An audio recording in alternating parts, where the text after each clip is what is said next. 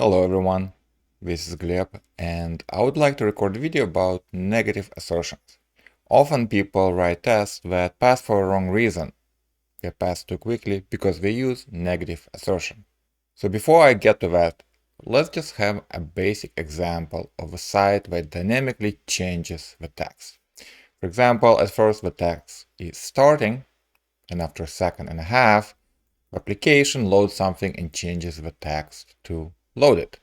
Now you can get a site query command like site contains and use selector and the text that we expect to find loaded. That's the text that will be set. So initially the text is starting. So Cypress will automatically retry this query command until the text is found or the default command timeout runs out and the test fails. So built-in automatic waits and retriability, great features. This is an example of a positive assertion. We're waiting for something to happen, and once it happens, then the assertion passes and Cypress continues. Now here's an example of a negative assertion where we're testing that something doesn't happen. Okay? For example, the application has the text starting at the start, and in a second and a half it changes the text loaded, just like before. But instead of waiting for the text loaded, we are checking that the initial text goes away. By default, everything or every query command has a built-in existent assertion. That's why this test passes almost immediately. We don't have to say should exist. Okay, it's built in. Now we are trying to check the opposite. We're trying to check that the text or that element of the text does not exist. So this is an example of a negative assertion, right? Now this example works exactly like the positive example before, because for sure we have a text starting first. So this command with assertion will fail at the start, and it will retry and retry and retry until it passes. So this is good, right? This works as you probably would expect. Unfortunately, this assertion should not exist, should not be visible. They're tricky because oftentimes when you write them, you get confused, and you can get confused with timing. Okay, so for example, imagine you're clicking on a button and then you navigate to the new URL and you check that the error element does not appear. Okay, now you say, yeah, should not exist. Fine.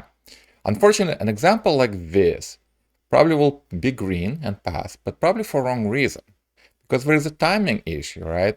As soon as we go to that page, the URL has changed, but the application haven't even started loading the data. So of course the error will not be there. And if the error is not there, this assertion will immediately pass and the test will finish. And then the page might finish loading and show the error. So let me show you a couple of examples just to put this into practice. So imagine, we're working with the same example. First we show loading and then loaded. Okay, and we say error should not exist. Now this is a bad example because we should be checking error after we finish loading, right? So this probably will, happen, but for wrong reason. Now you might say, okay, I'm gonna do slightly different test. Okay, it's exactly the same application, but first I'll check that the loading, the initial element goes away. Okay, so loading goes away, and then we check for an error. And this is slightly better, but imagine we are not showing loading right away, right? Or we show like loading, then it goes away after a small pause, and then we show an error. Well, in this case, what happens? As soon as the loading goes away, boom, there is no error, our test passes. So what can we do to improve the situation for real and not accidentally pass the test? Well, you want to combine positive and negative assertion. So positive assertion, we check that something happens. So what we can do, we can say, okay, The loading should be there and then it should go away. So we're kind of validating that we're not checking for the error before anything happens.